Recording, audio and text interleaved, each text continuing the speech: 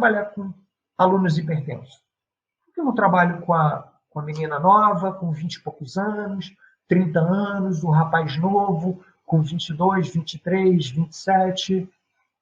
Porque esse grupo ele transita muito entre espaços e professores, tá? Profissionais. Então, ao mesmo momento que ele está aqui hoje, ele vai estar em outro lugar amanhã. Então, ele não cria, tá? Claro que todo mundo é assim? Não. Mas ele não cria uma identidade com o local. Tá? A partir do momento que você começa a trabalhar com idosos, a partir do momento que você começa a trabalhar com populações especiais, que é o caso de hipertensos, eles acabam criando uma identificação. Por quê? Eles começam a ganhar massa muscular, eles começam a emagrecer, então eles começam a se olhar no espelho e começam a se sentir mais belos, eles começam a se sentir mais joviais, eles têm mais fôlego, mais disposição para fazer as suas atividades. A dose do remédio ela pode ser reduzida, tá? Com o programa de treinamento bem conduzido. Então, ele vai ao médico, ele é o médico sempre, e o antihipertensivo, a dosagem estava sempre aumentando. Tá? Claro que 2 em 2, 3 em 3, 4 em 4 anos. Tá? E agora ele voltou na consulta ao médico, ele estava mais magro, estava fazendo dieta, fazendo exercício físico com você, e ele, o médico, e aí ele reclamou de tontura. E o médico colocou um mapa nele para poder mapear, fez aquele Holter, né, que é o eletrocardiograma também, em dias separados, óbvio, e monitorou a pressão durante 24 horas e o Holter durante 24 horas. E falou, olha, com a dosagem de remédio está um pouquinho elevada, por isso que o senhor está ficando tonto. A gente vai reduzir. Então, pela primeira vez, ele conseguiu reduzir o medicamento. Tá? Então, isso, ele acaba criando um vínculo com o profissional, ele acaba criando um vínculo com o local, que é diferente de modismo, de aparecer aí, está chegando o verão. Vou trabalhar bastante supino para desenvolver peitoral. E, olha, está chegando o carnaval. Vou trabalhar bastante peitoral vou trabalhar bastante peitoral para poder sair camisa justinha ou sem camisa no carnaval. Então, essas necessidades, por exemplo, que é da fase, que foi nossa também, ou de alguns da fase jovial, numa média idade, numa idade mais avançada, ou com um problema crônico de saúde, isso já muda. Claro que você quer se sentir bem, claro que você quer se sentir mais bonito, claro, isso é óbvio, né? Você ter disposição, você conseguir abaixar para amarrar o cadarço, que pode parecer simples para você, mas para uma outra pessoa talvez não seja. Claro que subir e descer um lance de escada e ele não se sentir cansado como ele ficava anteriormente. Então, tudo isso vai impactando na qualidade dele. Tá? Então, o porquê que eu vou trabalhar com esses alunos?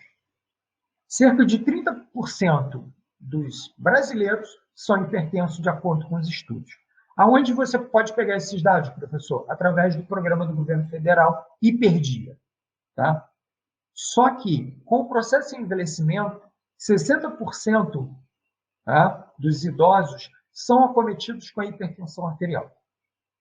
De maneira geral, há um processo de envelhecimento e a gente perde colágeno, tá? A gente vai perdendo colágeno, aparecem as rugas de expressão com o avançar da idade, e a propriedade de vasodilatação e vasoconstrição das artérias e das veias, elas vão se perdendo, principalmente das artérias. Por quê? Está se perdendo colágeno. Mas aí eu faço reposição de colágeno e tal. Não adianta, tá? Suplementação de colágeno não adianta. E aí a gente perde essa propriedade de vasodilatação e vasoconstrição e um equilíbrio nesse controle da pressão arterial. Tá? Então, com o envelhecimento, basicamente a gente tem o que a gente chama de arteriosclerose. Tá? Não é aterosclerose. Aterosclerose é a placa de gordura calcificada que tem o nome de ateroma e que agarra na parede das artérias ou coronárias danificando, aumentando a pressão do fluxo sanguíneo ali. Tá? A arteriosclerose é a perda dessa propriedade contrátil que as artérias e as veias têm. E aí, saiu esse estudo que, nessa pandemia, com o acometimento de Covid, tá? Esse artigo é recente, de 2020, há um aumento na questões de lesões miocardiais, tá? Lesões no músculo cardíaco. E essas lesões elas vão desencadear uma série de doenças cardiovasculares, tá? E também hipertensão arterial, porque lesões a níveis de vasos sanguíneos acontecerão.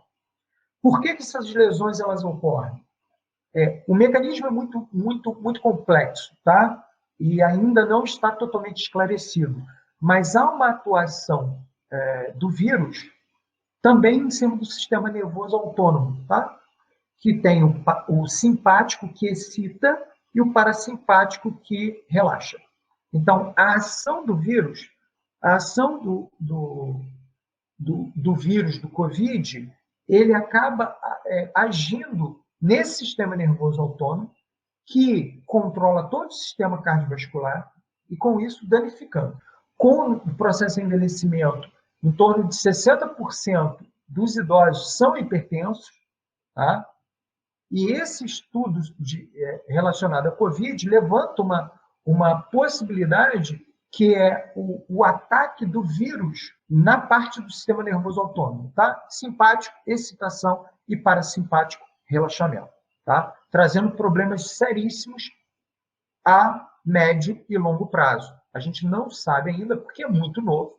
A gente vai ter que esperar esses pacientes que foram acometidos com Covid, e a resposta é 1 ano pós-Covid, 2 anos pós-Covid, 3, 5, 10, como é que vai ficar? Perfeito? Então, isso é muito novo.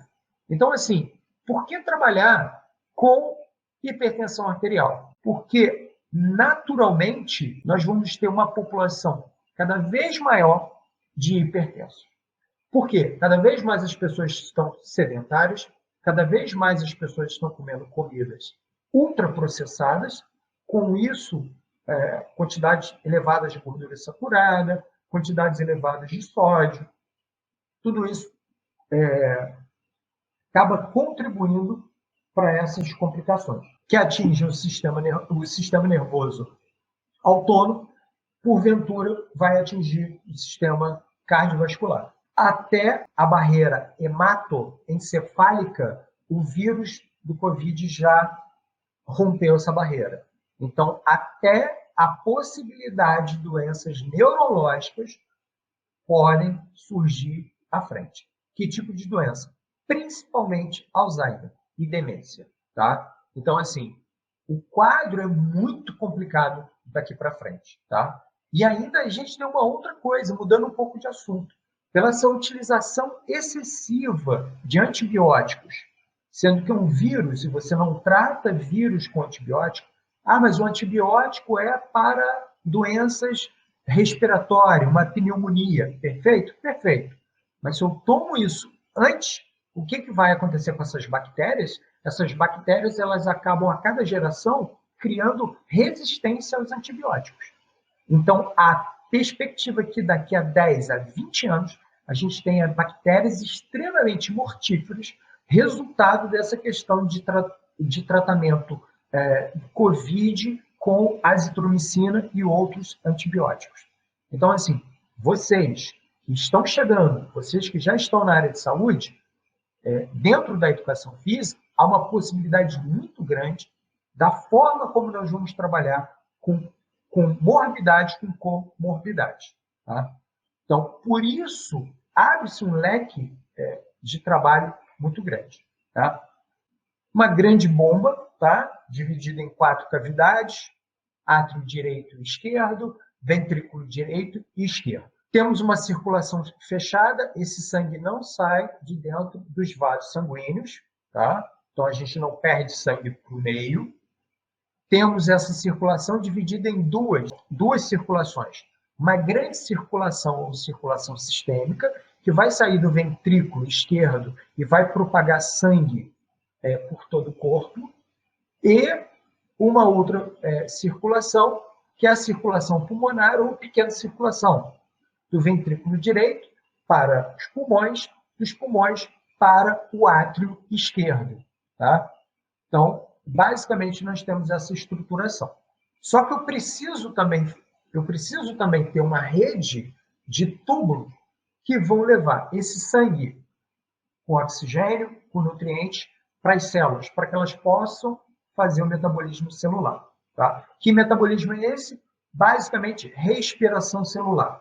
Okay? Uma molécula de glicose, uma molécula de oxigênio, eu vou produzir energia através do ATP, vou produzir energia e vou produzir como subproduto água, 70% do meu corpo, mais 70% é constituído de água, então eu reutilizo essa água, e CO2, que parte eu elimino, parte eu mantenho no sistema, porque é ele que vai controlar o pH do sangue. pH do sangue que tem uma faixa de 7,45 a 7,35, tá? Nem mais, nem menos. Mais você morre, menos você morre também, ok? Então, essa é a variação do sangue. Então, assim, a variação do pH do sangue é muito, muito pequena. E essa variação vai acontecer justamente por aumentar a quantidade ou não, a quantidade de gás carbônico, de dióxido de carbono, que vai reagir com a água formando ácido carbônico. Tá? E aí, um processo de tamponamento, que não cabe a gente ficar falando aqui, para poder equilibrar isso e manter mais ou menos estável esse pH do sangue. As funções que nós temos no sistema cardiovascular, nós temos transporte de nutrientes, então eu preciso levar esse oxigênio, que é captado através dos alvéolos pulmonares, através do processo da nossa respiração, eu preciso levar para as células, para todas elas. Preciso levar também a glicose, tá?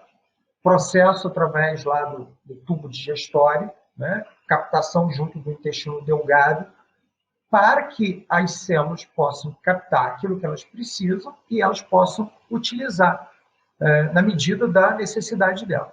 Tá? Então, eu vou transporte de nutrientes, transporte de gases, dióxido de carbono, oxigênio, regulação de temperatura. Então, um dia que está mais frio, por exemplo, aqui, que não é nem tão frio em regiões do sul, por exemplo, eu preciso retirar esse fluxo sanguíneo da região periférica, onde eu tenho o maior órgão no corpo, que é a pele.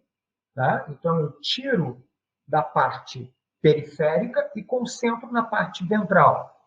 Cérebro, tá? Parte da medula, coração, pulmões, órgãos internos e órgãos sexuais. Tá? Então, eu concentro aqui. Porque se eu estiver numa situação de frio extremo, o que vai acontecer? Eu posso perder o dedo do pé, eu posso perder a ponta do nariz, eu posso perder o pé, a perna, sendo que eu não vou ter um comprometimento.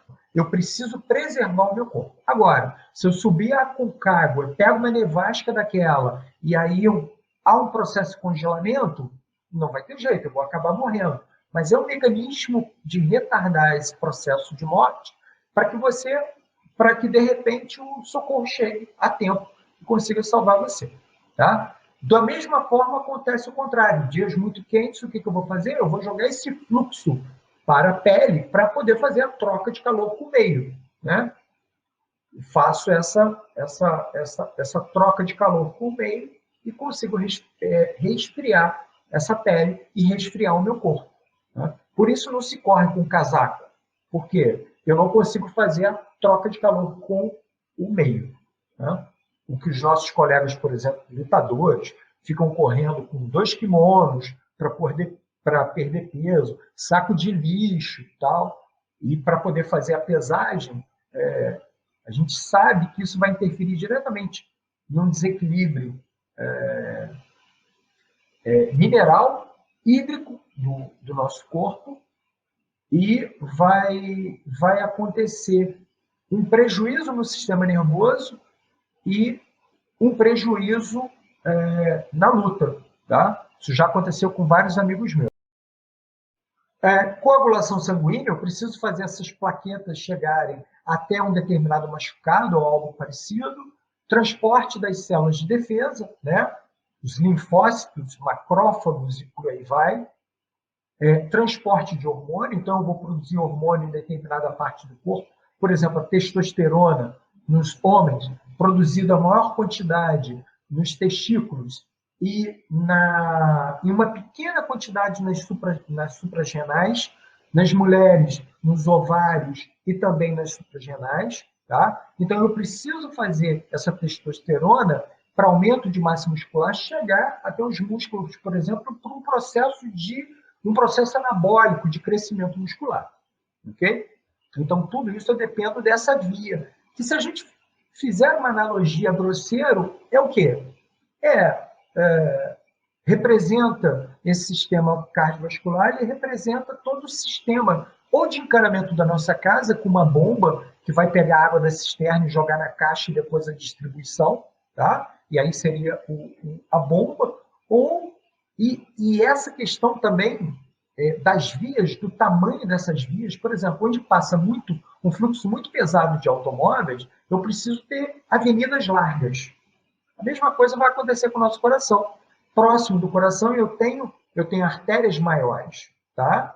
E que quanto mais eu vou afastando do coração, elas vão diminuindo o seu calibre, tá? Capilares, depois vênulas, e vão aproximando de novo o coração, vão aumentando o seu calibre, aproximando do coração. Então, quanto mais distante do coração, são pequenos vasos sanguíneos, assim, fio do cabelo, praticamente. Quanto mais eu vou aproximando, eu aumento o calibre desses vasos e dessas artérias. Ok? Outra situação também, que numa cidade, por exemplo, a partir do momento que eu vou adentrando a cidade, essa avenida ela vai ficando menor, vai se transformar numa avenida, por exemplo, com 2 vias, depois uma rua, depois até uma arruela. E é mais ou menos isso que acontece. Vamos dizer que nós estivéssemos impedidos de sair da nossa casa, tá? E que nós pegássemos tudo que nós estamos comprando e os nossos lixos nós deixássemos no portão. Então, por exemplo, o entregador das nossas compras, ele deixasse no portão. Então, a partir do momento que eu preciso, eu vou lá e pego.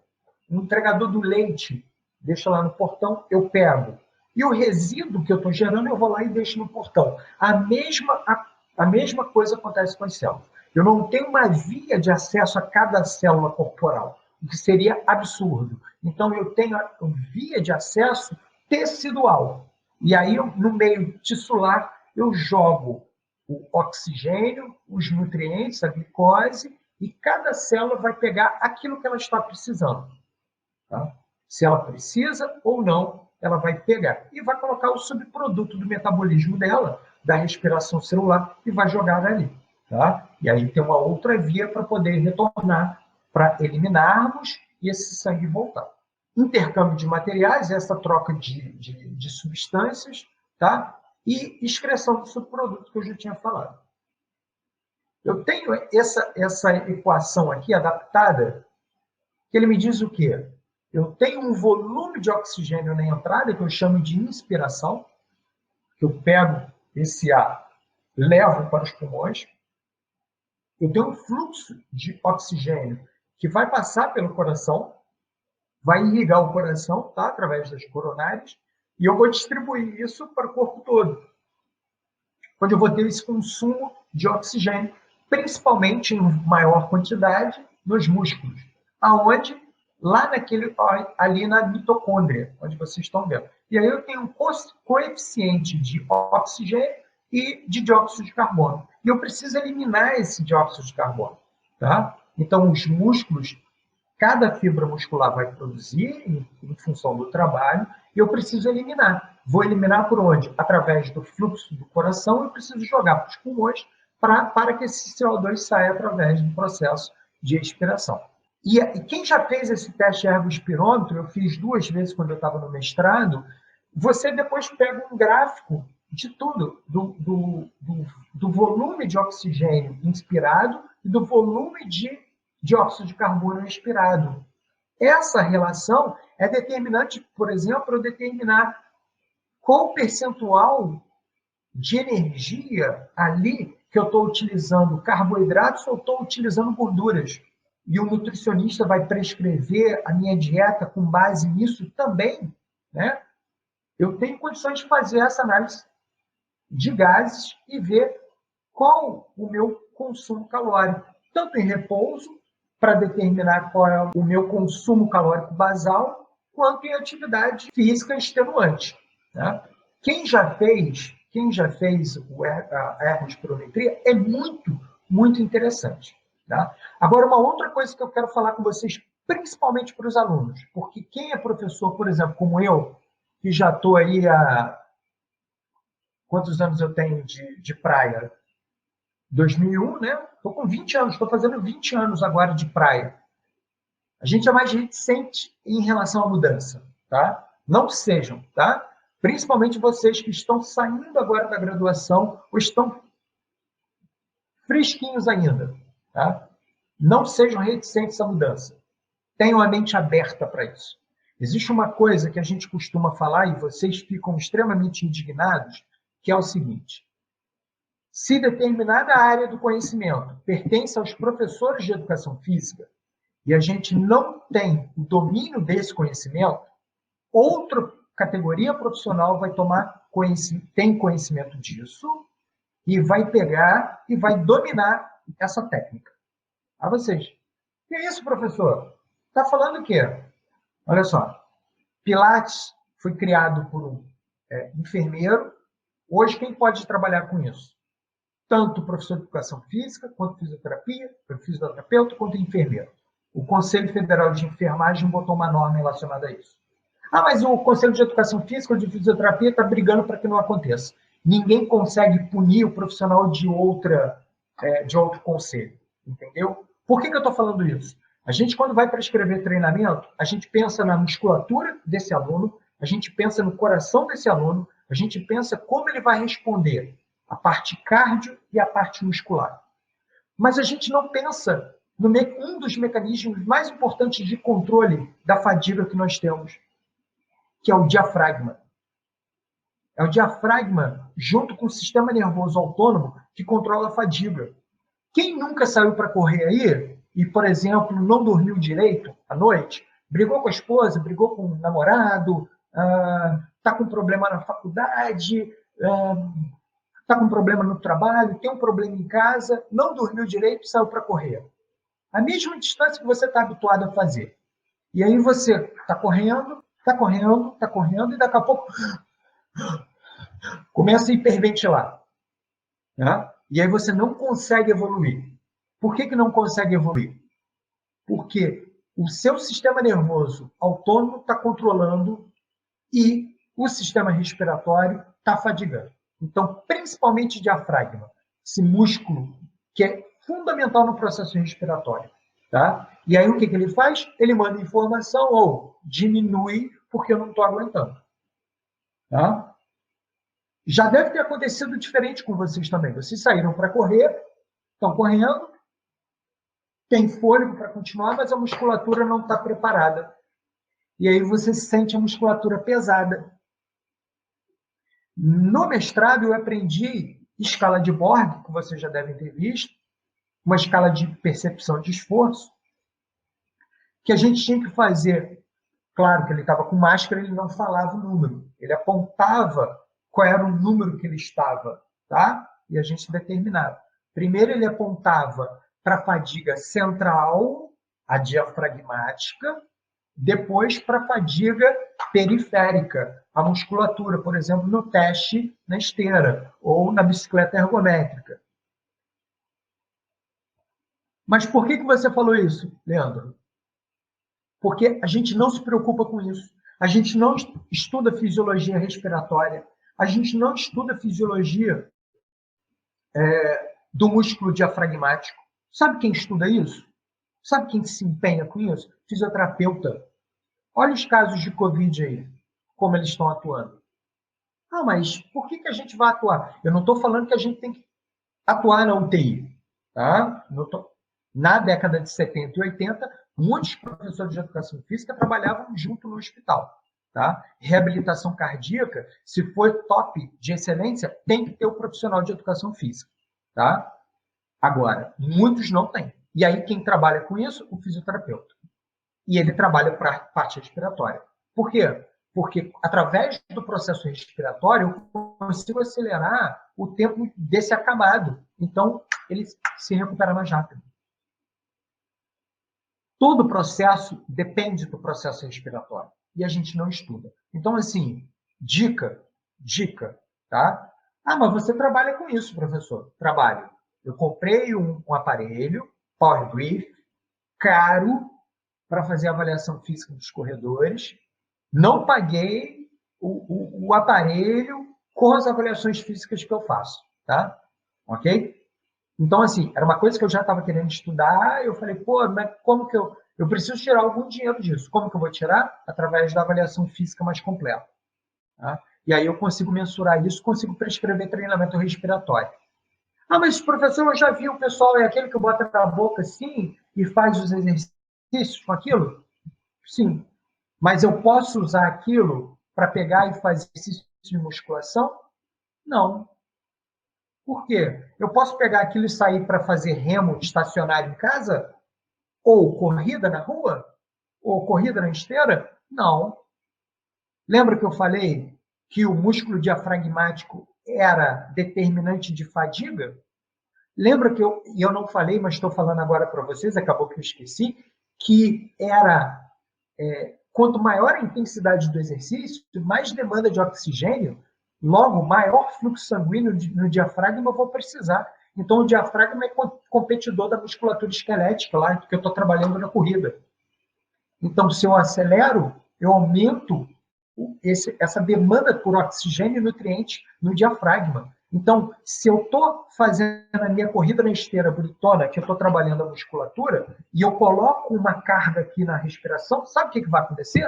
Eu vou parar o exercício que eu estou fazendo a corrida antes, porque eu estou trabalhando em intensidade alta aqui no diafragma e intensidade alta aqui na musculatura dos membros inferiores. Logo, um está competindo com o outro. Ah, ô Leandro, mas pô, você está falando isso? No site da Power Brave, lá dos Estados Unidos, da Inglaterra, onde surgiu, ou aqui do Brasil, os caras fazem propagandas com isso. Mas está errado. Ah, mas tem consultoria de fisioterapeuta. Tem, mas está errado. Eu não sei se eles querem otimizar o tempo, em vez de você entrar com mais um treinamento, e aí você faz concomitantemente um com o outro, eu não sei qual é a estratégia. Eu sei que fisiologicamente está errado.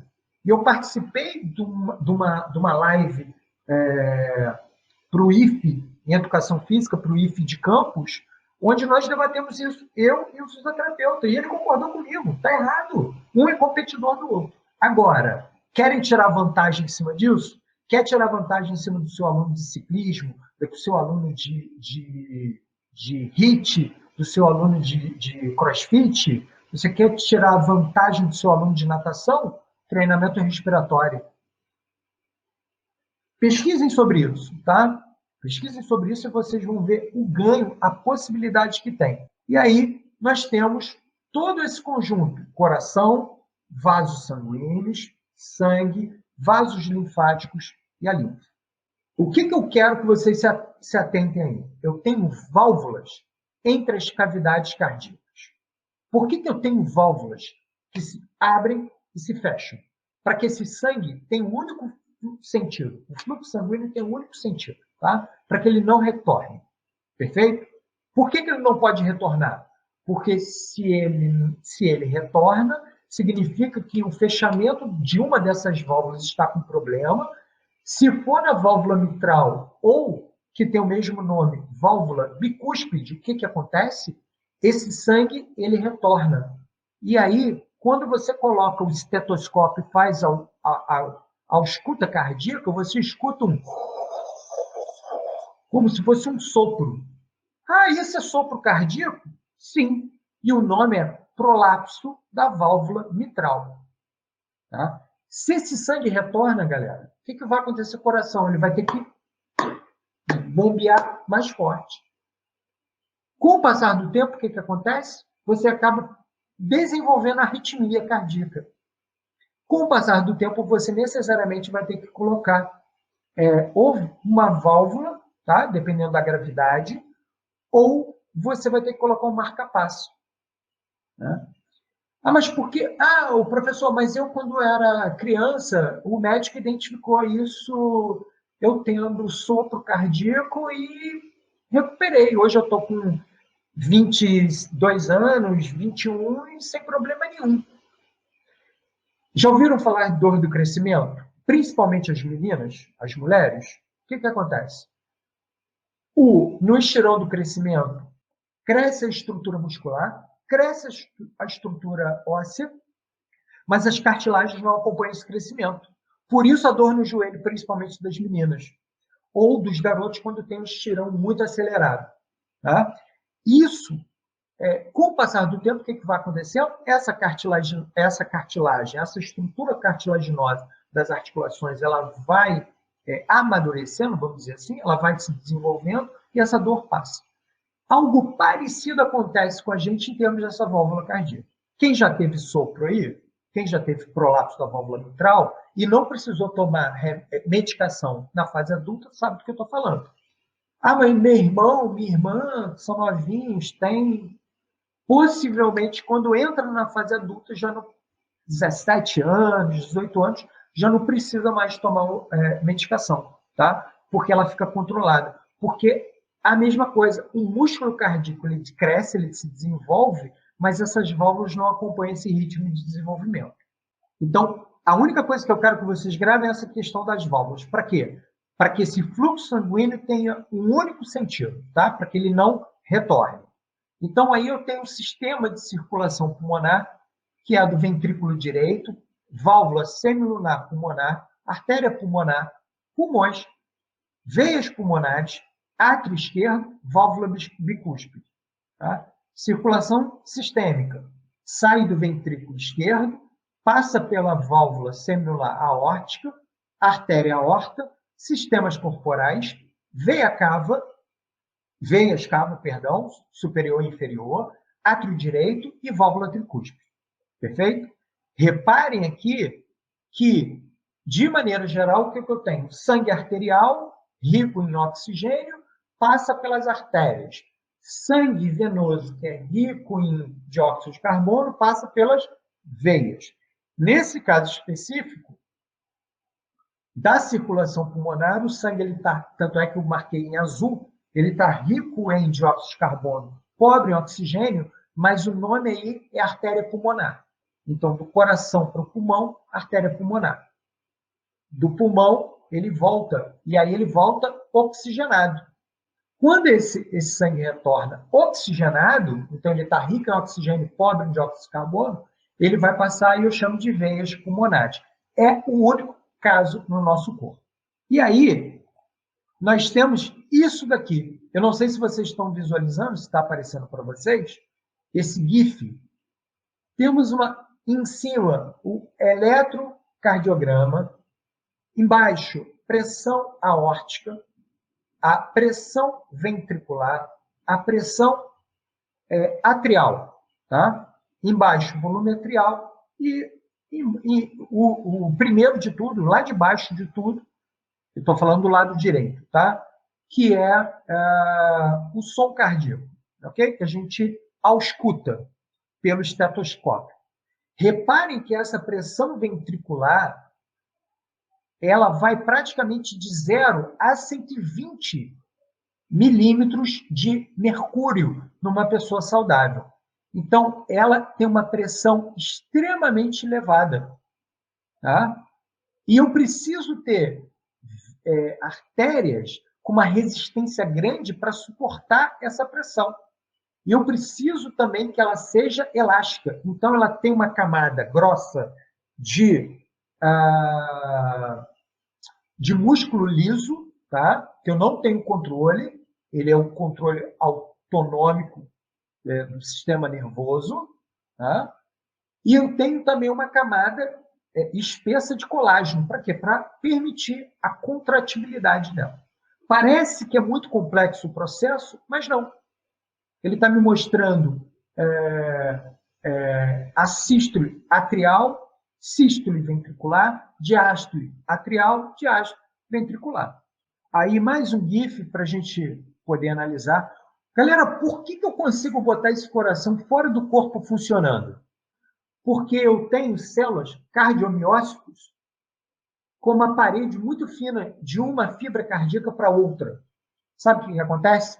Qualquer disparo que essa fibra que tenha, e aí ligada a outra fibra cardíaca, ela vai disparar. Que vai disparar outra, que vai disparar outra, que vai fazer a sístole e a diástole. A sístole e a diástole. Cada célula cardíaca ela tem um potencial de disparo elétrico muito grande. Então, essa área entre uma fibra e outra é muito fina. Para quê? Para permitir essa propagação do impulso nervoso, que você já deve ter visto em fisiologia do sistema nervoso e age diretamente nessa questão cardíaca. Por isso eu consigo manter esse coração fora do nosso corpo, né? Para poder fazer o transplante. Aqui são os cardiomiócitos, tá? Essa automação é provocada por excitação, depois eu tenho condutibilidade e contratilidade, tá? Então, como eu tinha falado, reparem, deixa eu ver aqui, reparem nessa primeira foto do lado, para mim está aparecendo do lado direito, eu acho que para vocês também, do lado direito aqui, que tenho duas, uma em cima e outra embaixo. Repare que dá para ver a membrana celular dessa fibra. Então, um cardiomiócito ligado com o outro, ele tem uma membrana muito fininha, onde vai propagar esse impulso. É todo o sistema de controle autonômico do nosso corpo. Tá? Como eu tinha falado, de maneira geral, o simpático excita e o parasimpático relaxa. Tá? Nem sempre acontece. Por exemplo, na ereção peniana é o sistema parasimpático. Na ejaculação é o simpático. E no relaxamento desse pênis pós-ejaculação é o parasimpático novamente. Tá? Então, assim, nem sempre esse processo que a gente tem direto, excitação, parte cardíaca, sim, funciona. Simpático excita, parasimpático relaxa. Amanhã eu vou, sei lá, amanhã eu acordo, vamos dizer que eu acorde 7 da manhã, vou tomar um café e vou falar assim, vou sair para correr. Quando eu estou tomando café, o meu coração já vai acelerar o batimento cardíaco. Só de pensar na atividade que eu vou fazer, o sistema autônomo do sistema nervoso já vai ativando as funções cardiovasculares. E com isso, o que vai acontecer? Já vai preparando o sistema para o exercício que vai acontecer. Quando eu começo o exercício, eu estou com o simpático acima. Quando eu paro esse exercício, há um decréscimo, é uma retirada desse sistema simpático e há um crescimento gradual do tônus vagal, do parasimpático, porque eu preciso voltar à calma, tá? Eu preciso diminuir frequência cardíaca, eu preciso diminuir pressão arterial. E quem controla isso no coração? Os ramos em cima os gânglios da base, os ramos, os plexos nervosos, ali a nível de vértebra, T1, torácica 1, T2, T3 e T4. Então, tanto a parte simpática e a parasimpática eu controlo nesses níveis. Tá? E aí, só um gifzinho para a gente ter uma ideia de, principalmente, a questão das válvulas. Tá? Quem controla isso, como eu tinha falado, sistema nervoso autônomo, tem um sistema ali em cima, o nódulo sinoatrial. Essa propagação, essa descarga elétrica vai para o nó atrioventricular, depois ela vai propagada para os feixes de His, e aí ela é dividido ramo direito, né? Ventrículo direito, ramo esquerdo, ventrículo esquerdo. E depois as fibras de Purkinje, que faz essa contração, que faz essa sístole. E aí, para vocês terem uma ideia de tudo que nós já falamos, só para ilustrar, a grande circulação ou circulação sistêmica, pequena circulação ou circulação pulmonar e suas peculiaridades. Aqui é um contraste, né, aplicado, então nós temos essa enormidade dessa malha de veias, artérias, vênulas, arteríolas, capilares, para que a gente possa fazer esse sangue, esse oxigênio, esses nutrientes chegarem a todo o nosso corpo. Como eu tinha falado com vocês já, a diferença entre uma artéria e uma veia não é a corzinha, óbvio, mas é o volume desse músculo liso nas artérias, a camada de colágeno que nós temos, diferente das grandes veias. Mas as grandes veias têm uma coisa muito interessante que eu vou falar, que são as válvulas. Professor, mesmo estilo de válvula que nós temos no coração, muito parecido. Qual a função? A mesma do coração, a mesmíssima.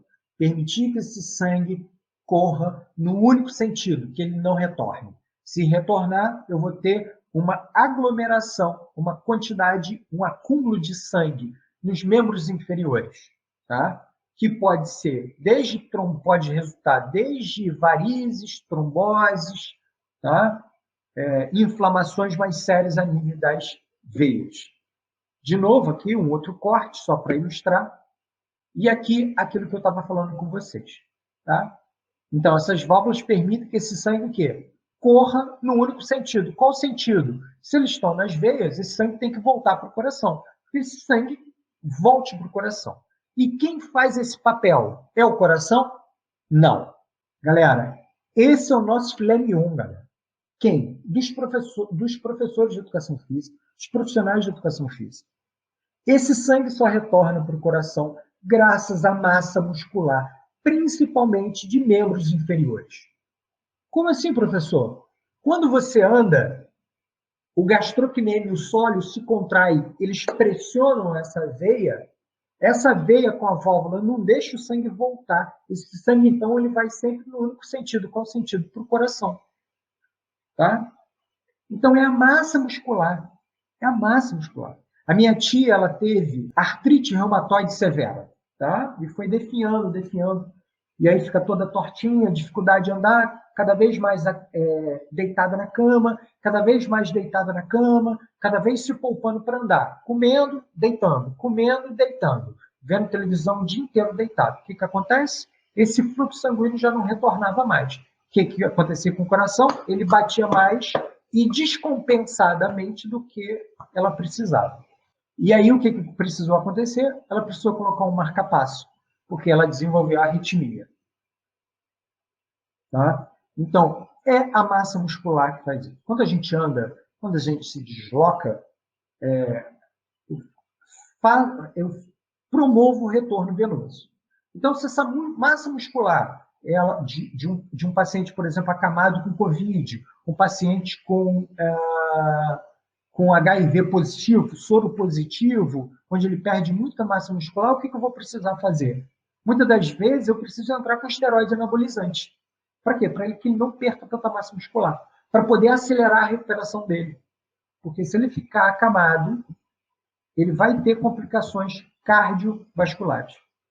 E aqui é a atuação mais importante que nós temos do sóleo e do gastrocnêmio, fazendo esse sangue retornar.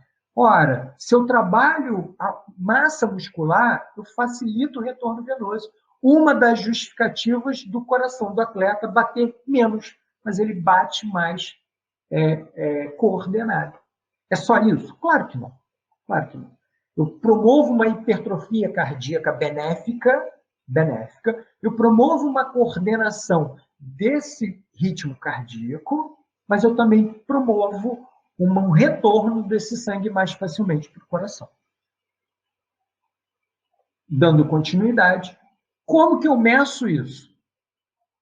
Em ambiente ambulatorial, eu meço com o mapa, que é esse primeiro aparelho que vocês estão vendo. Tá? Mapa. Ou esfigmomanômetro, que é esse de baixo aqui, que é o compridinho, com coluna de mercúrio. Ah, mas eu não uso, não sei o quê. E aí você pode pegar e usar qual? O esfigmomanômetro com o manual que você coloca no braço. Tá? E você vai inflar e vai soltar. Mecanismo de como infla, solta, a gente não vai explicar, porque a ideia não é essa. E antigamente tinha muito preconceito com aparelho digital. Duas meninas aqui já fizeram avaliação física comigo e usam um aparelho digital. Esse aparelho validado cientificamente, em repouso. Eu não vou botar o cara na esteira e pegar um aparelho digital e ficar segurando. Pum, pum, pum, pum, pum, porque vai dar interferência. Aparelho de braço, tá? Aparelho de braço. Em repouso, 5 minutinhos eu conversando na avaliação da anamnese, pronto, vamos medir para ver. Só que tem o G para usar no punho. Esses são legais? Não, né? Já aprendemos que não. Mas aí é que está, queridos alunos. A tecnologia muda. Muda. E muda muito, muito. A gente não tem ideia. No final, eu vou contar uma outra historinha para vocês também. E aí, a OnHome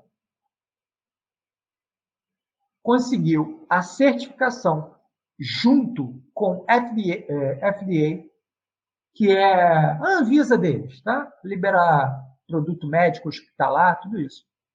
Que é esse aparelhinho aqui, ó. É um relógio igual esse que a gente coloca, que pega a frequência cardíaca no punho, né? E aí eu coloco 2 dedos, não sei se está dando para vocês verem. Eu coloco ele a 2 dedos e ele pega direitinho, né? E ele mede a pressão arterial. Então, o que ele é? Ele tem uma bolsa ali que ele vai inflar e depois desinflar. E aí ele vai medir a pressão. Galera, foi validado isso. Conseguiu. Mas professor, é igual de laboratório, é igual mapa? Não, ainda não. Ainda não. Tá? Mas provavelmente vai conseguir. Mas se eu tiver, por exemplo, fazendo uma rosca bíceps, ele vai pegar normal? Claro que não. Lembra do exercício que eu falei antes, que a Lúcia perguntou? Se eu meto uma carga aqui e faço, eu tenho um bloqueio do meu fluxo sanguíneo a nível de bíceps. Logo, essa medida de pressão vai dar errada. Da mesma forma que os relógios smartwatches, cada vez mais bonitos, não sei o quê, que para fazer exercício aeróbico, corrida, tal, é legal. Mas a partir do momento que eu boto o peso aqui, ele descontrola. Tá? Ele descontrola. Quanto custa esse brinquedo aí nos Estados Unidos? 500 doletas. Se você for para os Estados Unidos e tiver à disposição, quem sabe, já dá para experimentar o brinquedo. Outra, em 2015, mudou a classificação. Antigamente, considerava pré-hipertenso quem tinha ou elevado, quem tinha pressão sistólica acima de 129. Tá? Então, teve um grande consenso no mundo para que essas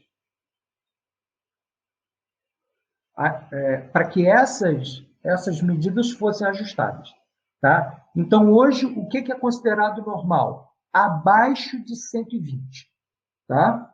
Abaixo. A sistólica e a diastólica, abaixo de 80. Elevado, ou pré-hipertenso, de 120 a 129. Tá?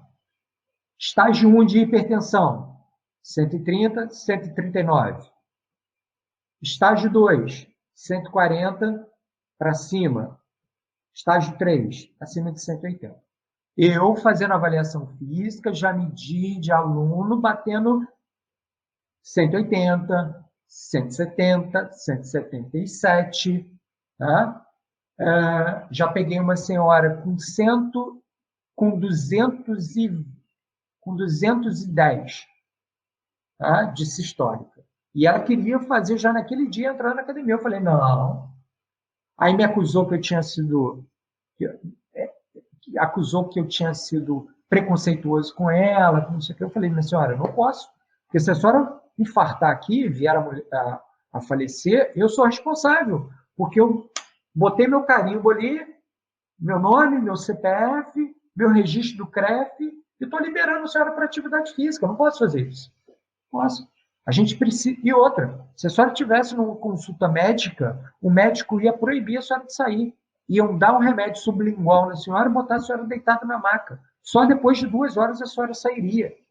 Ah, mas você quer. Ela tinha bebido, ela é hipertensa de longa data e não tratava, tá? Não cuidava.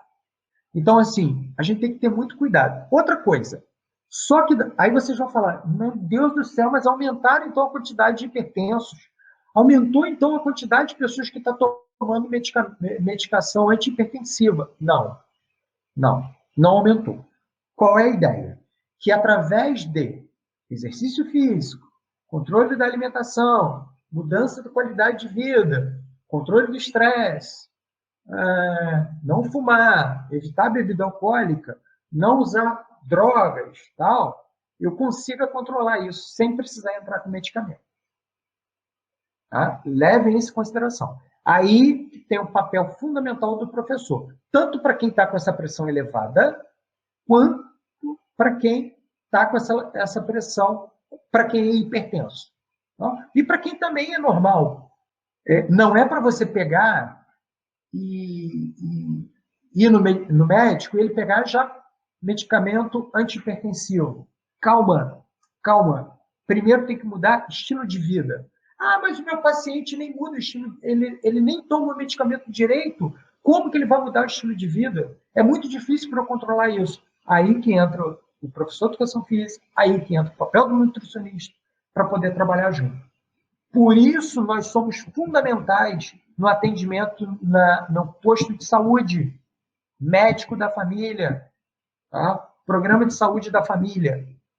Então, primeiro, mudar estilos de vida. Alimentação, exercício físico, controlar a bebida alcoólica, não fumar, controlar o nível de estresse. Uma outra medida que eu posso utilizar, que é muito comum, é o PAN, pressão arterial média. A gente mede a sistólica, mede a diastólica, joga nessa fórmula aqui e tira. Tá? E aí repare que o PAN de uma pessoa 12/8, vamos falar assim, como ele é diferente de uma pessoa 14/9. Tá? O normal para pessoas seria entre 70 e 100 milímetros de mercúrio. Aqui nesse outro slide, nós temos uma variação da pressão. Lembra que eu tinha falado que essa artéria ela tem que vasodilatar e vasocontrair? Para quê? Para manter mais ou menos a pressão interna dentro dela equilibrada. Se a pressão cai muito, o que acontece na nossa água? Se o chuveiro, eu abro o chuveiro, não tem pressão. Fica praticamente gotejando. Se tem pressão, eu tomo uma ducha legal. Eu não posso ter nem a nível vascular, eu não posso ter nenhuma pressão tão alta e nenhuma pressão tão baixa. Então, o corpo, as artérias, elas vão dilatar, contrair, vasodilatação, vasoconstrição, para manter essa pressão equilibrada. E aqui nós temos, olha, aquilo que eu tinha falado, a pressão praticamente de 0 a 120, ela cai. Percebam como ela fica quando ela passa pelas artérias, ela vai caindo pelas arteríolas, tá? Aqui eu pego a pressão média, capilares, aqui essa linha é a linha de pressão média, depois como ela cai para capilares, vênulas e veias, e olha quando ela chega no átrio direito, praticamente a 0. E lembrando que ela vai chegar no átrio direito graças à massa muscular. O curso Débora, só que eu vou mostrar qual curso que vai ser. Tá? Não vai ser isso. Tá? Isso é a base que eu estou passando para vocês. Um outro aspecto aqui, tá? Um outro gráfico mostrando a mesma coisa. Olha como essa pressão aqui, a 120, como ela despenca quando ela chega. E quem controla isso, como eu já tinha falado? Quem controla? Sistema nervoso autônomo. Só que não é apenas ele. Nós temos um mecanismo de controle a longo prazo e um mecanismo de controle de pressão arterial a curto prazo. Tá? Curto prazo, neurogênica e miogênica, a nível neural e a nível muscular. Tá? E nós temos um a longo prazo, ADH, vasopressina, peptídeo natriurético atrial e sistema renina, angiotensina, aldosterona. Eu vou aprofundar nisso aqui? Não. Eu vou passar, senão a gente vai ficar o tempo todo, porque não dá em 2 horas para falar de todo esse mecanismo. Tá? Então, assim, estou preocupado porque eu tive uma notícia muito ruim. Eu tenho um mecanismo de curto prazo que vai aumentar essa pressão, mas se esse problema não for resolvido rapidamente, eu tenho uma de longo prazo que vai deixar a minha pressão mais elevada. Ao mesmo momento que eu receber a notícia de melhora ou receber alguma coisa, essa pressão a curto prazo ela diminui, mas a longo prazo ela vai demorar ainda alguns dias, algumas horas para que ela possa baixar. Tá? E aí nós vamos ver caso a caso aqui. Longo prazo, horas e dias de ajuste da PA. Vasopressina, hormônio antidiurético, ele aumenta a pressão arterial e diminui o volume da urina. Tá? Peptídeo natriurético atrial normaliza a volemia. O que é a volemia? Volume do sangue e a pressão arterial, quando a musculatura cardíaca for excessivamente distendida. Então, é um mecanismo de controle quando eu tenho um volume de contrações cardíacas acelerado. Sistema renina, angiotensina, aldosterona. É um conjunto de peptídeos. Peptídeos são proteínas, tá? São aminoácidos, enzimas e receptores envolvidos no controle do volume do líquido extracelular e na parede da pressão arterial. E tem um mecanismo de curto prazo, aqueles segundos e minutos de ajuste da PA. A neurogênica, através do sistema nervoso autônomo, que eu já tinha falado, controla a resistência periférica total e o débito cardíaco. E a miogênica, agem como aumento ou diminuição da pressão sanguínea para manter constante o fluxo sanguíneo no interior dos vasos sanguíneos. Doenças cardiovasculares, aumento da idade da população, fatores de risco. Lembra? Arteriosclerose, que eu tinha falado. Enrijecimento dessas artérias. Representa 31% das mortes no mundo, dá mais ou menos 18 milhões de pessoas. Tá? 39% das mortes no Brasil em 2019, representando 290 mil pessoas mortas. 3/4 das mortes ocorrem em países de baixa e média renda. Opa! Quer dizer que eu não tenho um programa de saúde pública decente, que eu possa atender essas pessoas, que eu possa identificar a pressão arterial, que eu possa medicar essa pessoa contra essa pressão alta. Então, em países pobres, isso é um problema. Agora, não é problema só países pobres como o nosso, não. Países ricos também. Tá? Da mesma forma que você tem uma taxa lá de ocorrência nos Estados Unidos ou na Europa, a gente tem problema também das pessoas que são diagnosticadas com hipertensão arterial, recebem a medicação ou têm que comprar a medicação e depois elas acabam não tomando a medicação. Por quê? Porque muitas das vezes você já deve ter acontecido com os pais de vocês, com os avós de vocês, com os tios de vocês, que as pessoas simplesmente param de tomar a medicação porque dizem que não estão sentindo nada. Mas a gente sabe que hipertensão arterial ela pode ser assintomática, ela não me dá sintoma. Na minha mãe, ela foi aparecer depois, já ela com 70 e poucos anos, depois que ela teve que retirar a tireoide. Tá? Aí ela teve que entrar com o medicamento Puran, que vocês já devem conhecer, que é um hormônio. Esse hormônio desregula a pressão. E aí o que aconteceu? Quando eu bati no cardiologista com a minha mãe, o cardiologista falou que não tinha nada a ver. Aí eu, oi? Como é que o hormônio tireoidiano não tem nada a ver com hipertensão arterial? Se nós vimos sistema nervoso autônomo, e vocês viram controle de curto prazo também, implica-se nisso, fala que não tem nada a ver. Eu falei, mãe, tem que trocar o cardiologista. Trocou o cardiologista. Só que a cardiologista mais nova, muito atenciosa, tal, falou também que não tinha nada a ver.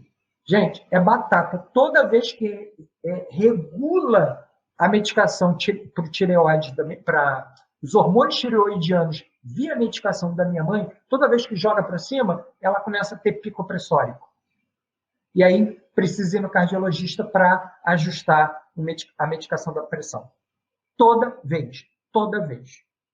Tá?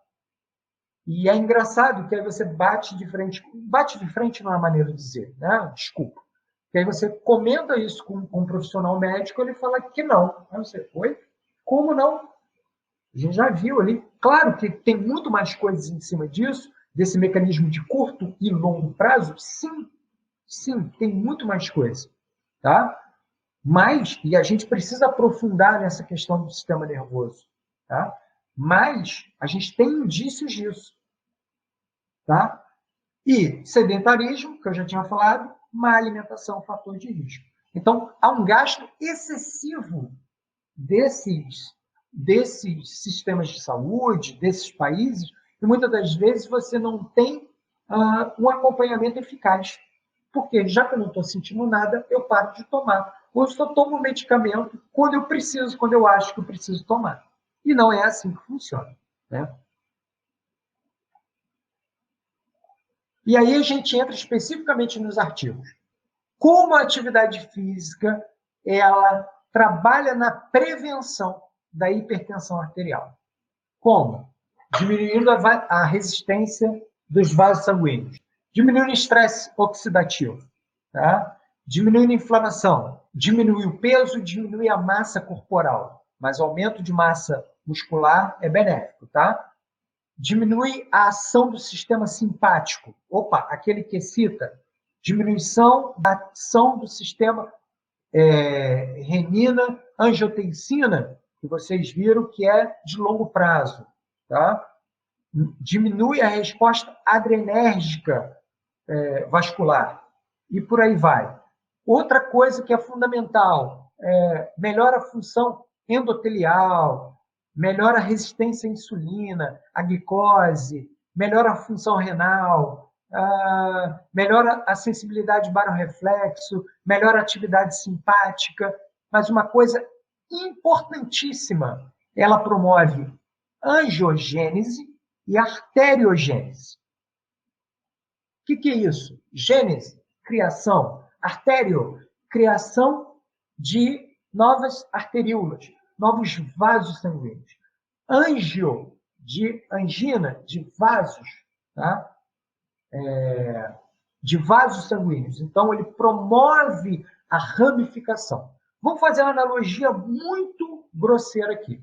Aqui na nossa região, o abastecimento de água ele é feito por uma empresa SEDAI. Tá? Nas residências de vocês, como a gente tem gente de um monte de lugar, tem outras empresas. Quer dizer, tem 4 casas na rua e essa pressão da água está normal, tem força para cair na minha caixa d'água no 2º andar. Tá? Vamos dizer assim. Só que agora começou um monte de gente construir e 2 anos praticamente tomou a rua toda. Eu não tenho mais captação de água. Tá? A empresa não está captando mais. Está na mesma situação. Mas eu tenho agora que dividir essa água por um monte mais de outras pessoas. Perfeito? O que vai acontecer naturalmente com a pressão dessa água que cai agora na minha casa?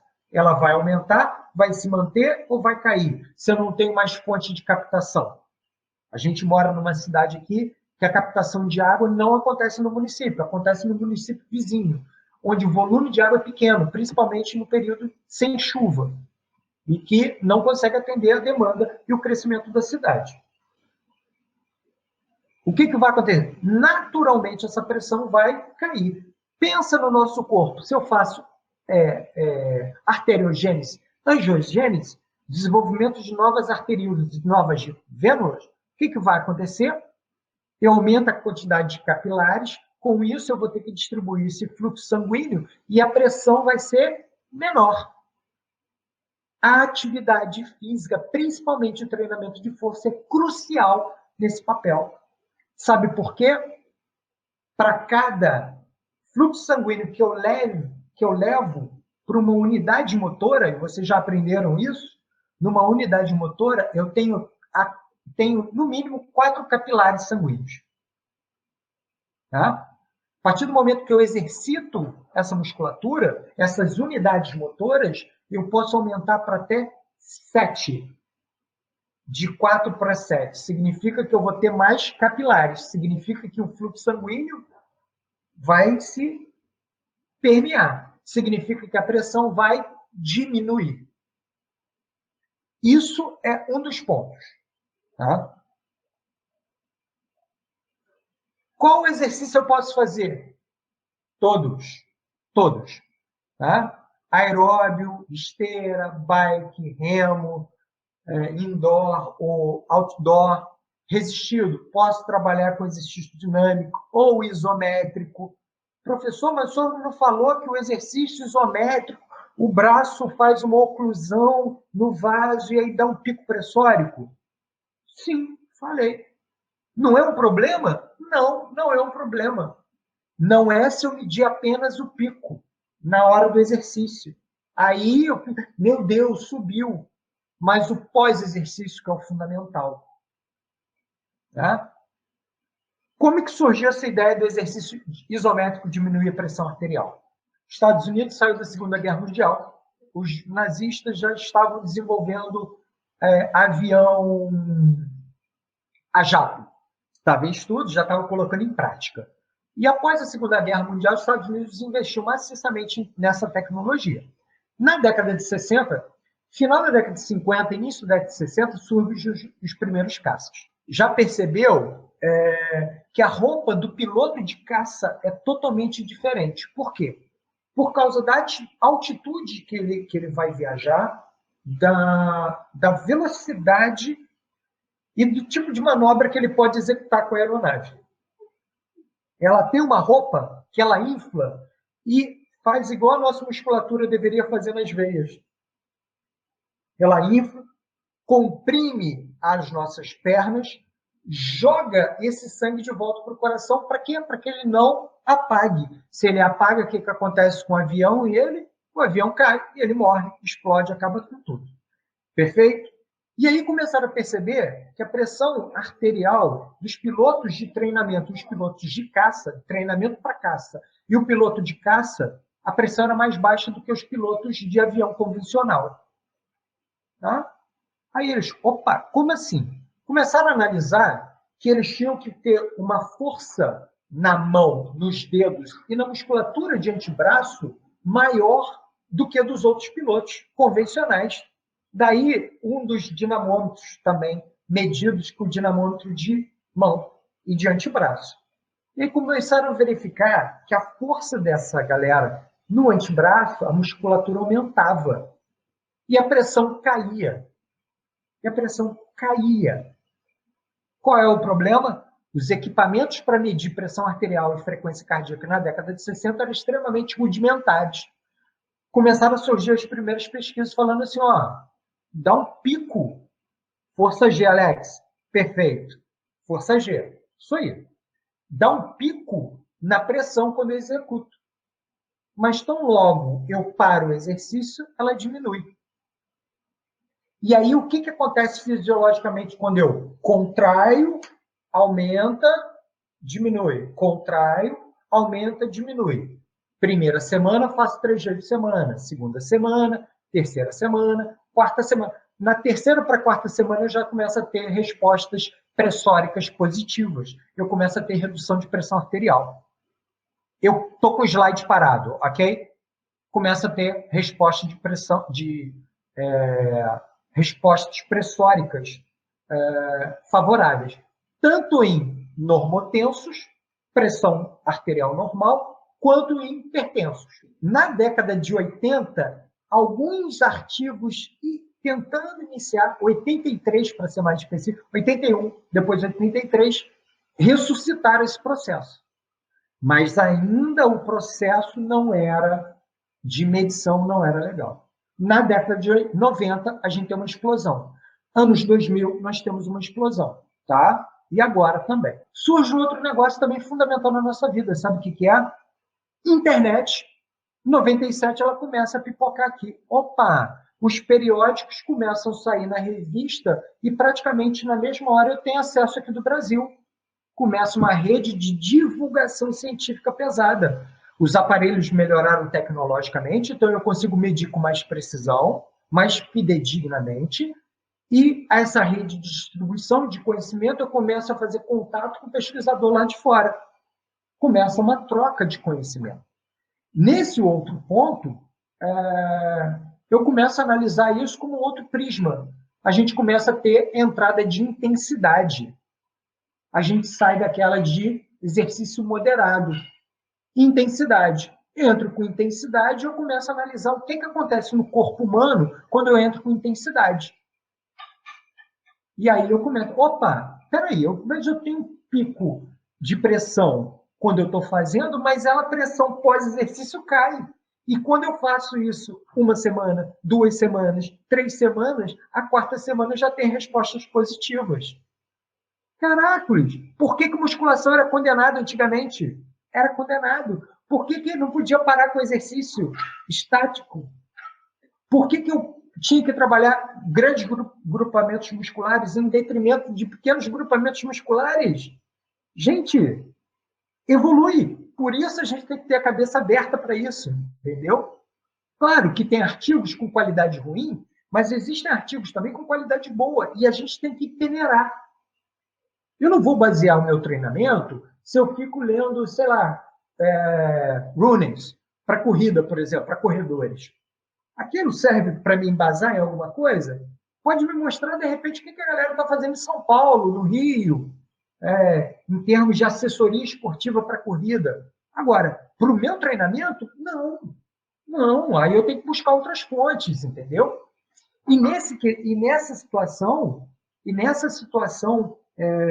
da pressão, nós começamos a avançar. Mas qual o problema do exercício isométrico? Eu só consigo medir no dinamômetro o hand grip, né, de mão e antebraço, e só consigo medir no Cybex. O que é isso? É um aparelho que faz que você vai fazer tensão nele igual em todo o movimento angular do aparelho, tanto na fase excêntrica quanto na fase concêntrica. Tá? Então, as pesquisas elas estão muito razoáveis nesse sentido. Tá? Por quê? O aparelho é muito caro, para vocês terem uma ideia, aparelho praticamente de clube de futebol, tá? Ou então clínica especializada em doenças do aparelho locomotor. Tá? Não é barato isso, não é barato. Para vocês terem uma ideia, deve estar custando por volta de uns $300 mil cada aparelho desse. Então, assim, não é qualquer lugar que tem. Aonde vai ter? Clube de futebol. Tá? Um clube de vôlei, talvez, alto nível, melhor dizendo, tá? Da Série A do Campeonato Brasileiro, nem todo clube tem, porque é muito caro. Se o aparelho daquele dá um defeito, é um problema. E o outro é fácil de eu fazer com hand grip. Aí a galera torce o nariz. Ah, mas se eu botar outras musculaturas? Foi essa a minha pesquisa. Só que eu não tinha mecanismo de medir 8 grupamentos musculares em isometria. Como é que eu ia medir? E aí eu peguei e botei um exercício de um RM, que é dinâmico, peguei a carga máxima, e aí joga naquela equação que vocês já viram, converto aquilo para entre 20% e 30% e botei os alunos. Reduziu, teve efeito significativo, tanto de normotenso quanto de hipertenso. O que aconteceu? Tomei porrada. Por que eu tomei porrada? Porque eu peguei um exercício dinâmico e converti ele para exercício isométrico. Opa!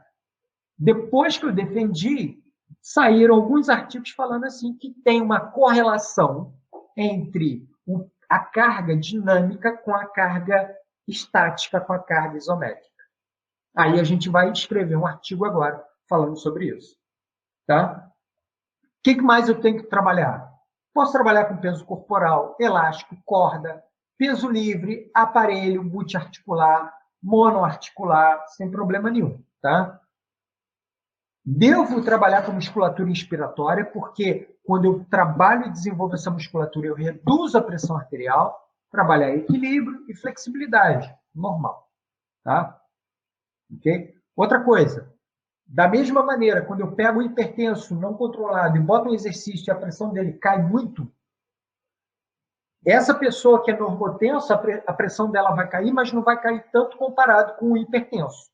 A mesma coisa quando a gente vai apostar no final do ano na empresa, quem perde mais peso? Quem vai perder mais peso se tiver um controle? Quem tem mais massa gorda para perder. Tá? Por isso que você tem que fazer, relativizar isso.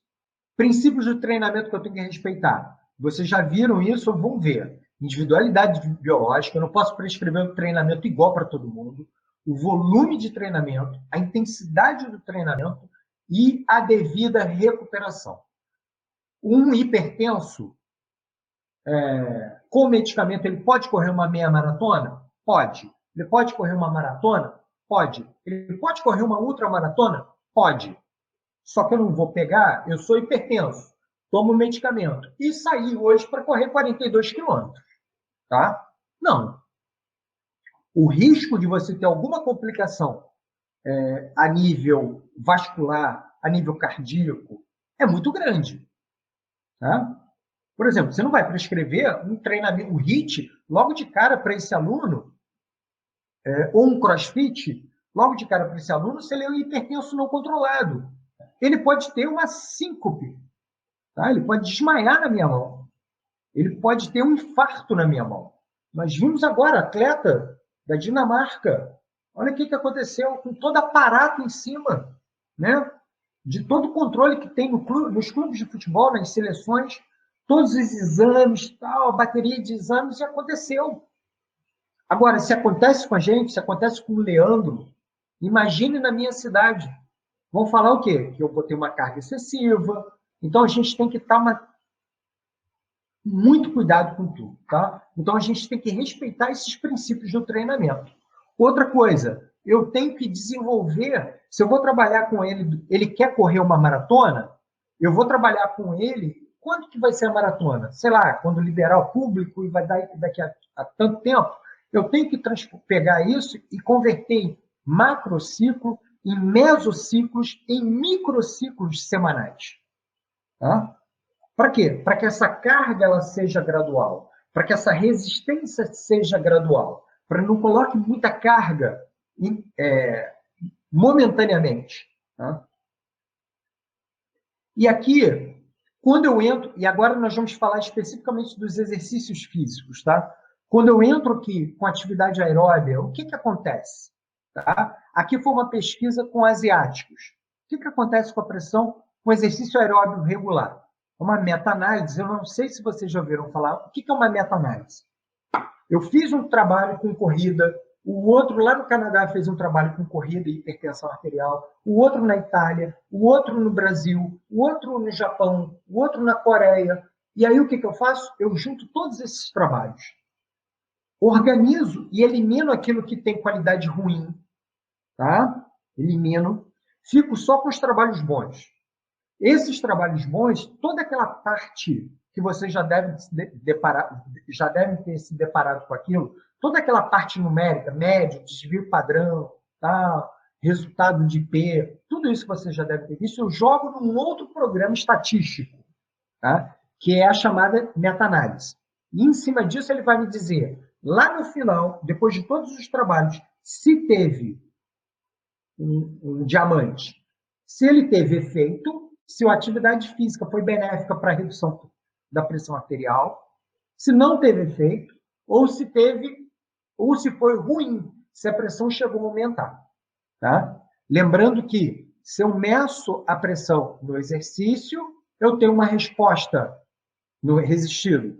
Se eu meço essa pressão depois do exercício, eu tenho uma hipotensão. Tá? E aqui eu tenho todos esses estudos dessa meta-análise. O que ele está mostrando? Praticamente uma variável, apenas um trabalho de 99 não conseguiu pegar essa variação. Isso o quê? Para pressão arterial sistólica. E aqui está falando que teve um P, o P menor que 0,05, que é um equilíbrio relacionado a isso, e que o exercício aeróbio utilizado, esteira, bicicleta, foi válido para a redução da pressão arterial nesses asiáticos estudados.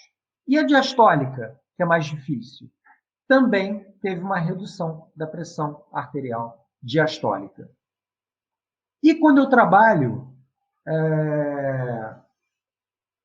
Aqui é um outro trabalho de exercício aeróbio, tá? E a pressão arterial, uma outra meta-análise. A gente só está trabalhando com meta-análise. Essa parte é a sistólica. Tá? Aqui, amplitude maior. Ó, estudos de 1986, 93, até o ano 2000, já está velhinha. O que ele está me mostrando aqui? Está me mostrando que foi favorável, teve uma redução da sistólica. E a diastólica? Menos, mas também teve. Em que? Em exercícios aeróbios. E quando eu boto exercício de maneira geral? Tanto aeróbio, resistido e isométrico. Agora que o negócio fica legal. Olha aqui. Exercício dinâmico de endurance. Tá? De endurance. Olha a redução da pressão arterial. Exercício dinâmico de endurance, tá? De resistência. Musculação.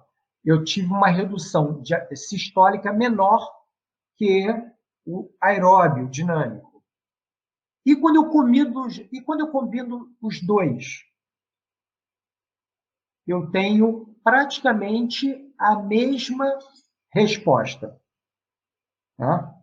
Agora, olha a diferença quando eu faço isométrico. O isométrico parece ser melhor do que o exercício aeróbio para reduzir a pressão arterial. Tá? Agora, calma. Por quê? Poucos estudos quando eu falo de treinamento isométrico. Então, eu não posso pegar aquilo como sendo uma verdade absoluta. Calma, ok? Um artigo muito bem escrito não significa que ele é uma verdade absoluta. Ele é um caminho para mostrar para a gente que talvez outras pesquisas vão indicar que aquilo é muito bom. Ou aquilo é bom, ou aquilo não presta, ou aquilo faz até mal. Olha esse outro, o efeito do treinamento de resistência isométrico, tá? Em grupos de participantes normotensos, pressão normal. Olha aqui o que aconteceu com o grupo controle, tá? Foi favorável. Então, nessa primeira aqui, o diamante foi favorável, que é a sistólica. E a diastólica, como que ficou? Também teve redução. O exercício isométrico, então, mas reparem que ó, eu tenho 2, 3, 4, 5, 6, 7, 8 estudos apenas. Tá? Isso é baixo. A ciência não é feita apenas de poucos artigos.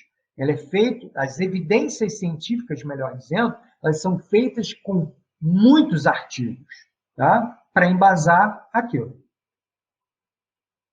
Olha esse efeito do HIIT sob a pressão, tá? Comparado com moderada intensidade, só que um treinamento contínuo, 24 horas da resposta. Aqui eu tenho favorável ao HIIT, tá do seu lado. Aqui embaixo vocês conseguem visualizar, abaixo de tudo. Está do lado esquerdo de vocês. E favorável ao moderado contínuo do lado direito. Tá? Então, reparem que eu tenho estudos que me mostram que o contínuo é mais benéfico do que o HIIT, e em determinados estudos o HIIT é mais benéfico do que o contínuo. Se eu coloco todos juntos, o que ele está me dizendo? Que tanto o HIIT quanto os exercícios contínuos sobrepõem. Não tem um melhor do que o outro. Pelo menos nessa meta-análise.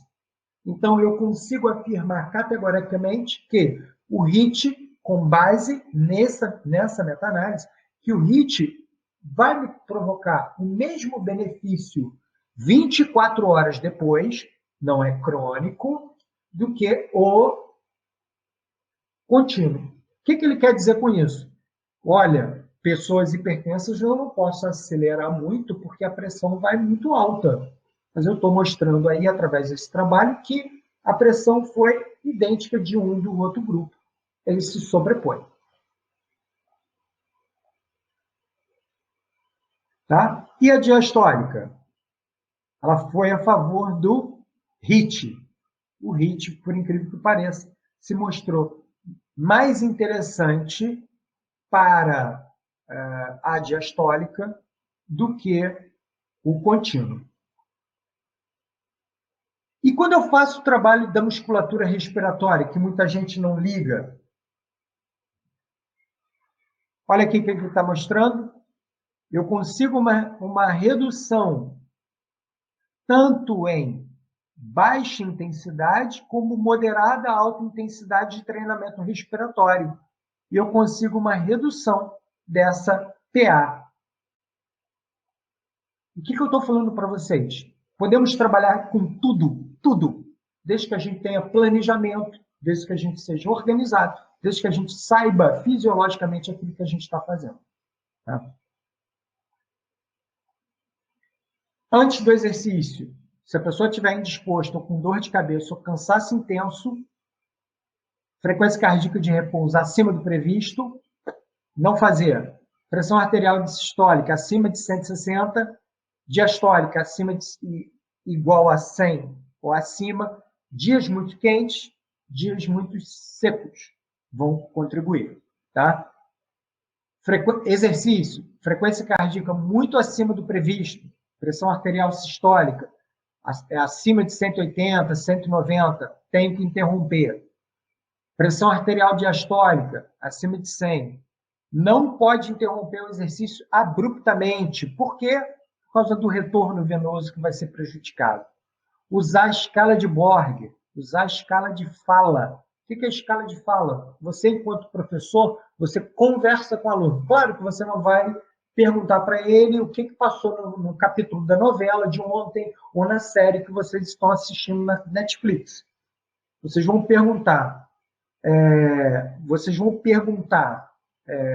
como é que você está se sentindo, vista está turva, a boca tá gelada, está fria. Tá? Então, você vai perguntar, por exemplo, fala seu nome todo, onde você mora, porque esse teste da fala ele tem uma confiabilidade alta, tá? Para você e te dar uma segurança de interrupção do teste. Não posso interromper abruptamente. Tá? Diminua, faça a volta, calma. Tá? Outra, a questão dos dias quentes e secos e esteja preparado para primeiros socorros. Da mesma maneira que aluno com diabetes, você tem que estar com docinho, chocolatinho, você tem que saber fazer massagem cardíaca. Aquele tempo todo que ficou com o Erickson, tá, de massagem cardíaca foi crucial. Eu, quando dei aula para a galera da Unopar, eu falei, não se para a massagem cardíaca para fazer respiração boca a boca. Não se para. Você vai continuar a massagem cardíaca até chegar ao socorro, tá? Que vai usar desfibrilador, que vai ter UTI móvel, tudo isso.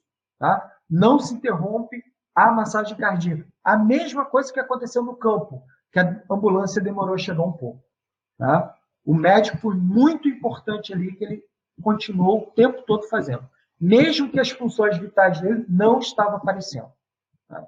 Então, a gente tem que saber fisiologia até para aplicar primeiros socorros. Porque senão vira um bombeiro que aplica aquilo por automação. Mas por que está fazendo desse jeito? Não, porque eu aprendi assim. Não, você tem que ter uma resposta fisiológica para isso. Porque os nossos alunos não são bobos, eles vão perguntar. Porque com a internet, eles ficam sabendo de tudo, tudo. E vão te questionar, e vão te perguntar. Aqui, galera, é o link para pegar o material. A força esteja com vocês. Perfeito? Eu sempre gosto de usar essa carinha da minha gata finalizando, porque assim, aqui não é o meio, não é o fim. Tá? Aqui é o começo para que vocês busquem mais conhecimento e que vocês trabalhem na frente. Ah, vai fazer o meu curso? Não necessariamente. Eu sei que a grana está curta. Tá? Se você estiver lá no meu canal, se você estiver no meu Instagram, já ajuda muito. A gente sabe que a grana está curta. E aí, em cima disso, vocês vão poder buscar outros conhecimentos em outros lugares.